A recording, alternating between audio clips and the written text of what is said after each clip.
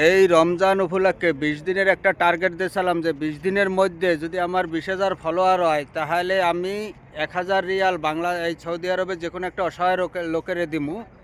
আর যদি সৌদি আরবে না পাই তাহলে আমি দিমু বাংলাদেশে ৩২,০০০ টাকায়, ১,০০০ টাকায় ৩২,০০০ টাকা আমি বাংলাদেশে একটা অসহায় লোকেরে দিমু।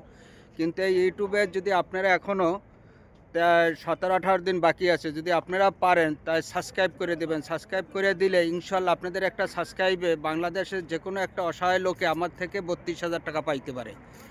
আপনারা দেখেন, আপনাদের একটা সাবস্ক্রাইবে আমি যে কোনো একটা লোকের যদি ২০,০০০ সাবস্ক্রাইবার হয় তাহলে আমি ১,০০০ টাকা সৌদি আরবের রিয়ালে যত টাকা আসে বাংলাদেশ হিসেব করে একটা সাবস্ক্রাইব করলে একটা অসহায় লোকেরে দেবো।